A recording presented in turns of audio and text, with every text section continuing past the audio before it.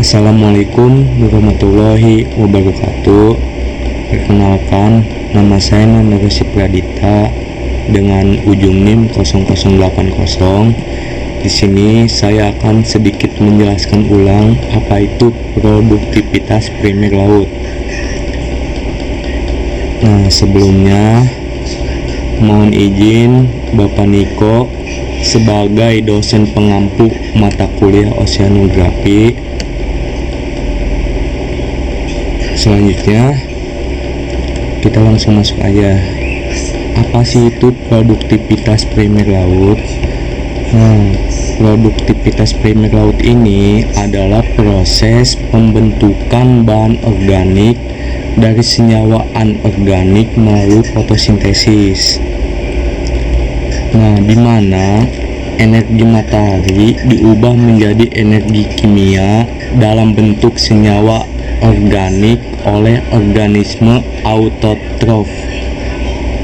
Dalam ekosistem laut, produktivitas ini hampir seluruhnya didorong oleh fitoplankton dengan kontribusi tambahan dari makroalga, lamun, dan simbiotik alga karang. Di laut dilakukan oleh fitoplankton dan beberapa jenis cyanobacteria dan merupakan dasar rantai makanan laut. Nah, jenis produktivitas primer. Produktivitas primer bruto atau PBB adalah energi total yang dihasilkan melalui fotosintesis, termasuk yang digunakan oleh organisme untuk respirasi. Nah, yang kedua adalah produktivitas primer bersih atau PPN. Nah, apa itu PPN? PPN adalah energi yang bersih yang tersedia bagi konsumen setelah dikurangi energi untuk respirasi. Dan ini rumusnya. PPN sama dengan PPB dikurangi respirasi. Dan selanjutnya adalah organisme produsen primer laut. Nah, satu ini adalah fitoplankton. Mikroorganisme bersel satu seperti diatom. Diatom itu kayak gini, dinding silika. Dinding silika berkembang cepat, penting dalam upwelling. Terus selanjutnya ada dinoflagellata. Dinoflagellata beberapa bersifat bioluminescent. Ada yang toksik. Terakhir adalah kokolit pore adalah produsen oksigen tertua di bumi. Mereka membentuk basis rantai makanan dan menyerap CO2 dalam jumlah besar. Selanjutnya adalah makroalga seperti crab di pesisir produktif. Terus lamun atau sea grass, habitatnya penting bagi juveniles ikan. Jadi untuk makanan ikan yang udah juve gitu. Terus selanjutnya simbiosis. Nah, di simbiosis ini ada satu nih namanya Zooxanthellae atau Zooxanthellae atau alga kecil. Hidup dalam jaringan karang, krusial bagi ekosistem terumbu. Jadi si Zooxanthellae ini krusial dalam ekosistem terumbu gitu. Nah, setelah itu ada faktor yang mempengaruhi. Nah, seperti cahaya. Cahaya ini terbatas di zona eufotik 0 sampai 200 meter itu. Terus nutrien itu ada nitrat, fosfat, dan silikat. Setelah itu ada suhu mempengaruhi laju metabolisme. Nah, selanjutnya ada arus dan upwelling. Nah, arus dan upwelling ini berperan untuk membawa nutrien dari kedalaman menuju permukaan. Oke, lanjut.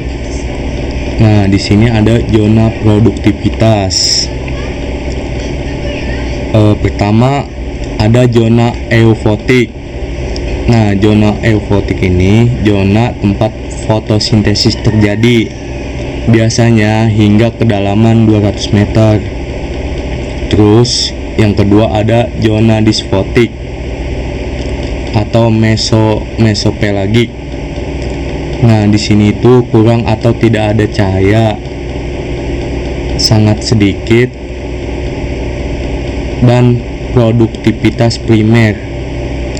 Nah, selanjutnya ada zona khusus. Zona khusus itu kayak zona upwelling. Zona upwelling ini tingkat produktivitas tertinggi secara global. Nah, setelah itu di zona khusus ini masih ada lagi satu lagi, yaitu zona gires atau pusaran laut.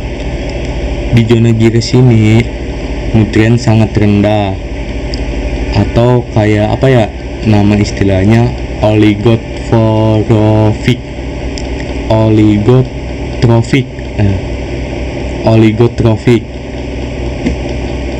Terus kita lanjut. Nah, daerah upwelling dan produktivitas tinggi. Daerah upwelling itu contohnya kayak di pantai barat Amerika Selatan atau Samudra Hindia Barat. Nah, upwelling ini berperan membawa nutrien dari dasar laut ke permukaan. Nah, terjadi ledakan fitoplankton. Terus pengukuran produktivitas. Nah, pengukuran produktivitas ini terbagi menjadi dua. Ada metode langsung dan ada metode tidak langsung. Nah, di metode langsung ini seperti kayak kita misalkan inkubasi botol cahaya atau botol gelap. Nah, yang kedua ini metode tidak langsung, pengukuran klorofil A, citra satelit. Misalkan kita pakai software kayak Modis atau Swift.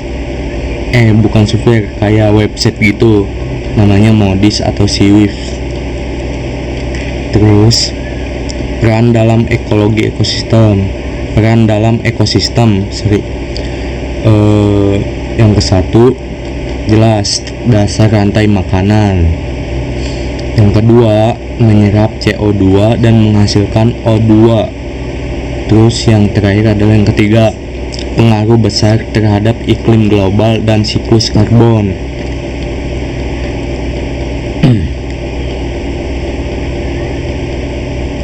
Kemudian ada